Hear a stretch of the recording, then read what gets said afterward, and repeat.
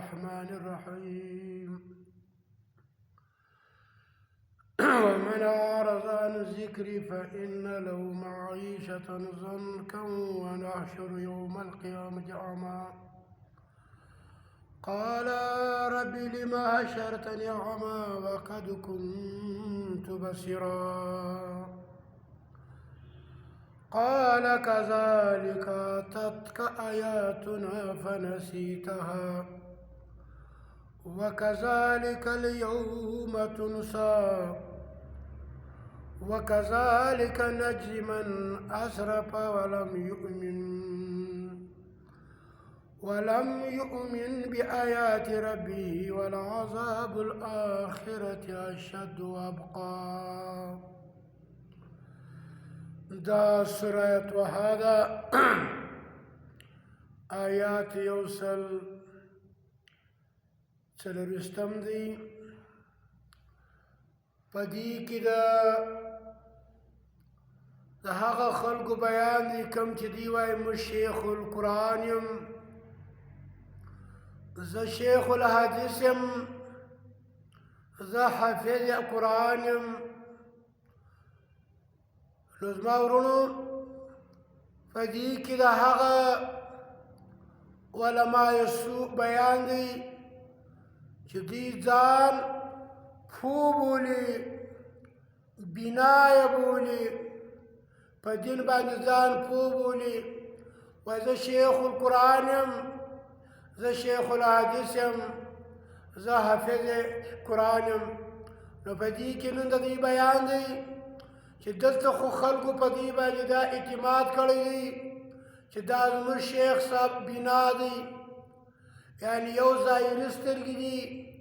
یو هغه د زړه سترګې دي. خلکو په دې باندې اعتماد کړی دی. کله چې په یو مسله کې اختلاف راشي نو خلک شیخ الحدیث له راشي، شیخ القرآن له راشي، حافظ قرآن له راشي. لیکن دغه حافظ قرآن، دا شیخ القرآن د الله قرآن شاته کی لکه دی چې د الله قرآن نه ویني. نو نن په دې آیاتو کې د دې بیان دی چې په قیامت باندې به دی وایي چې یا ربه زه خو عالم وم، زه خو ذاکر وم، زه خو شیخ القرآن وم، زه خو بینا وم، سترګې مې درلودلې، د علم سترګې مې ولې. الله که ستا د علم سترګې وای تا به زما په کتاب سره فیصله کوله. نو نن د هغه خلکو بیان دی چې هغه زه شیخ القرآن یم، زه حافظ قرآن یم. سترګې دا چې دی وایي زه لرم، سترګې معنا علم لرم، زه ړوند یم. امیان وایي موږ وړاندې یو. نو الله پاک د دغه عالمانو بیان کړی دی. ومن هغه څوک غرض چې اعراض وکړي عن ذکر زما له قرآن څخه، زما د دې کتاب څخه، زما د دې یاد څخه،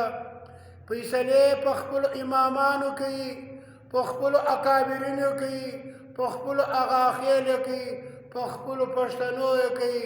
په د انګریز په قانون کې د الله په قرآن سره فیصلې نه کوي. نو الله دغه انسان چې فإن له معیشة ضنکا، د دغه انسان دپاره به ژوند تنګ. ونحشر موږ به دی راکښینو یوم القیامت، په ورځ د قیامت اعماړون. داسې ړوند نه وي چې د سترګې به نه وي، سترګې به وي، دلیل به ورسره نه وي. ده خو په دې دنیا کې نوم وړی و چې زه شیخ الحدیث یم، زه شیخ القرآن یم، زه حافظ قرآن یم. نو قال دغه شیخ الحدیث به ووایي، حافظ صاحب ووایي د قرآن، دغه شیخ القرآن به وایي رب یې ربه زما لما حشرتني، ولې دې زه راکښینو اعماړون. ړوند معنا زه خو عالم یم، زما عمل چیرې دی؟ بې دلیله خبرې کړې په دې دنیا کې، ځان یې د الله په قرآن باندې ړوند اچولی و. وقد كنت بصیره، زه خو په دې دنیا کې لیدونکی وم، ما سره خو علم و. الله که د تا سره علم وای تا به زما په کتاب سره فیصلې کړې وې. نو قال ورته وویل شي کذلک دغه رقم اتت که راغلو تا ته آیاتونه زموږ آیاتونه فنسیته تا هېر کړي وو وکذلک الیوم تنسا دغه رقم نن ته د دې ستا علم صرف تر مذهبه پورې وو ته چې حافظ وې ته صرف تر دې پورې چې خلک تا ته حافظ وایي شیخ القرآن تر دې پورې چې تا ته خلک شیخ القرآن وایي نور ته د الله په قرآن دې نه عمل کړی نه دي د خلکو فیصلې کړې نن د هغه رقم ړوند معنا تا سره اوجت نسته جاهله توره شپه به وي الله ستا د هغه رقم وکذلک نجزي من اسرف د هغه رقم موږ سزا ورکړو هغه چا ته چې هغه تر حد وتلی وو د الله په قرآن فیصلې نه کولې په خپل اکابرینو په امامانو کشیګانو هغو په خپلو امامانو کولې سنیانو هغو په خپلې کولې که پنجپیرانو هغو په خپلې کولې د الله قرآن ته غاړه نه شوله ولم یؤمن بآیات ربي د ایمان نه راوړی د الله په آیاتو سره الله چې نبي انسان دی ولې انسان نه دی الله زما دین بل پیسې ما اخلي اخته الله چې انسان مړ شو بیا رو نه راځي دی راځي الله انسان خاورې کېږي دی نه خاورې کېږي الله دې زما پر آیاتو باندې ایمان نور راوړی والعذاب الآخرة عذاب د آخرت اشد ډېر سخت او ابقا ډېر باقي پاتې کېدونکی دي نو دلته دا خلکو بیان وسلو چې کوم د الله په قرآن فیصلې نه کولې ځان ته نوم یې شو شیخ الحدیث شیخ القرآن نو د هغه رقم د هغه رقم په سوره اسراء کې بیان دي 2 نمبر آیات کې دغه شیخ القرآن دا حافظ قرآن دا شیخ الحدیث دا د الله په قرآن فیصله نه کولې ومن هغه څوکان چې وو فی هذه په دې دنیا کې اعمارون ړوند څه معنا سترګې درلودې د الله په قرآن فیصله نه کولې نو الله فهو فی الآخرة په آخرت کې هم دی به ړوند وي ړوند څه معنا دلیل به نه وي ثواب به نه وي مؤمن به نه وي دی به کافر وي مشرک به وي توره شپه به وي الله واضل سبیلا دی ګمراه سو د سبیلار باید چې د الله په قرآن فیصله کړې وای د الله په قرآن فیصله نه کوله نو ځان یې ړوند اچولی لکه امیان چې موږ څوک وړاندې یو نو باید دغه ستا شیخ القرآن چې دا په دې دنیا کې دا ړوند دی د الله په قرآن فیصله نه کوي دا حافظ قرآن چې دی دا ړوند دی صرف رټایه ده ستا شیخ القرآن هم مسلمان نه دی که مسلمان وي د الله په قرآن یې فیصلې کړې وای دغه رقم په سوره دغه رقم په فرقان کې آیات 2 نمبر آیات والذین هغه خلق اذا ذکروا کله چې دوی ته نصیحت وکړل شي بآیات ربي په آیاتو د رب د دوی لم یخروا دوی نه تېرېږي علیه پر دغه د الله پر قرآن باندې د الله پر احکامو باندې سمن کاڼه نه تېرېږي د الله قرآن شاوري وعمیانا ړانده نه تېرېږي ړانده څه معنا سترګې ستا خو چېږي او نظر اندازې کې یاره زموږ شیخ الحدیث دا ویلي دي زموږ شیخ القرآن دا ویلي دي زموږ اکابرینو دا ویلي دي زموږ امامانو دا ویلي دي نو الله دې په قرآن فیصله نه کوي دا کافران مشرکان دا مذهب پرسته شیګان د خپلو ذاکرینو په خبرې پسې روان په هغه دنیا کې به دوی راشي دلیل به نه وي ړوند به ولاړې ړوندانه ما سترګې به نه سترګې به یې خو د ده سره به پر خپل عمل باندې د الله د قرآن تصدیق نه وي چې د الله د قرآن په مطابق د عمل کړی وي د هغه رقم په حامیم سجده کې دا هلا وای فهدیناهم فاستحبوا العمى على الهدى الله وای موږ دې ته هدایت وکړي خو دې د هدایت په مقابل کې ړوند پنډې خوښ کړي هغه جهالت خوښ کړي هغه سترګې چې د زړه علم هغه تس کړي هغه د اکابرینو اقوال راواخیستل د خپلو امامانو اقوال راواخیستل د هغې هدایت یې پرېښوئ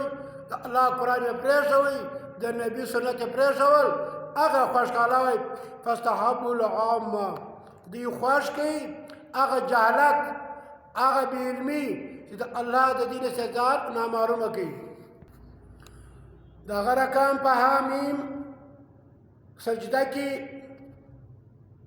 آیات څلور یعنی 44 نمبر آیات الله وایي چې قل ورته وایه پیغمبره هو دا چې دی دا د الله قرآن للذین دپاره هغه کسانو آمنو چې ایمان راوړی هودن دا د هدایت کتاب دی و شفاء دا د شفا کتاب ستا د زړه کفر شرک حسد غلا زنا منافقت ټول والذین هغه کسان چې هغه شیخ ځان ته ایښي دي شیخ الحدیث شیخ القرآن حافظ قرآن لا یؤمنون دی ایمان راوړي نه د الله په قرآن باندې عمل نه کوي فی اذان د دې په غوږو کې وقرن بوج دی د جهالت د الله قرآن ته غوږ نه پرېږدي وهو دا د الله کتاب چې هغه پر دې باندې عامن په دې باندې دغه د الله د قرآن د اجر څخه دي محروم دي ځان یې اړوند کړی دي اولئک ینادون دا داسې خلک چې دي ته رابولې من مکان بعید د یو ځای لرې څخه د الله قرآن ته خو په ظاهرا وایي زه منم په عملي طور یې نه شیخ الحدیث مني نه شیخ القرآن یې مني نه حافظ قرآن یې مني صرف لفظي طور یې مني زما ورونو غوږ کښې دی داسې وړاندې به نه وي په هغه دنیا کې د عمله څخه به نامحرومه وي ثواب یې نه وي زما ورونو د هغه رقم په سوره حج کې الله فرمایلی دي افلم یسیرو فاستاسو چکر نه دي لګولی کتلې مې نه دي په الارض په مځکه کې دا شیخ القرآن دا شیخ الحدیث دا شیخ الفقه دا حافظ قرآن فتكون چې وي دي لهم د دې دپاره قلوب زړونه یعقلون بیا چې په هغه سره دي ځان پوه کړي او اذان یا غوږونه وي یسمعون چې دی واوري بیا په دې غوږو سره د الله قرآن الا فانها فبشکا لا تعمى الابصار ړندې نه دي د دې سترګې ولكن تعمى القلوب لیکن وړاندې دي د دې زړونه هغه پام سوچ غور فکر د الله په قرآن کې نه کوي ولكن تعمى القلوب التي في صدور هغه زړونه وړاندې دي کوم چې د دې په سینو کې دي نو زما ورونو خبر امداد ته کوله چې دا شیخ القرآن صرف برای نام شیخ القرآن دی دا حافظ دی دا صرف حافظ القرآن دی صرف تر نامه پر دی نور د الله په قرآن باندې د هغه عامي چې وایي زه ړوند یم هېڅ علم نشته توره شپه د هغه رقم پر دم توره شپه ده صرف نوم یې شیخ الحدیث دی شیخ القرآن دی حافظ القرآن دی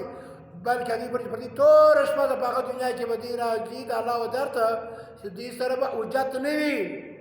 دلیل به نه وي او دې به جهنم ته غورځول کېږي نو الله دې موږ ته توسط توفیق راکړي چې موږ د الله قرآن په غوږو واورو په سترګو به ورته وګورو او په ژبه باندې بیان کو او په زړه کې ځای ورکو عمل به وکړو د دغه مذهب پرسته رقم نسو چې صرف نام شیخ القرآن دی حافظ قرآن دی دا صرف او تر نامه پورې ده لکه اوس هندو ته نوم کښېږدي عبدالله یا عبدالرحمن څه پیدا ورکوي هندو دی کافر دی دا رقم د نن سبا مسلک پرسته د الله د قرآن څخه منکر دي د الله په قرآن عمل نه کوي د خپلو اکابرونو په اقوالو کې د الله قرآن شاته غورځولی دی په هغه دنیا به انشاءالله تعالی د دوی ځای جهنمي رب دا خبره وکړه چې دوی به پیشي دوی به موږ راغونډ کړو عماړون ړوند معنا د دوی سره دلیل نه وي وبې نیسي لکه سړي چې سترګې نه وي د هغه رقم د دوی سره به د عمل ثواب نه وي ګرد بسل کرسي کفر شرک په جهنم کې به تس کړي سبحانك اللهم وبحمدك أشهد أن لا إله إلا أنت أستغفرك وأتوب إليك.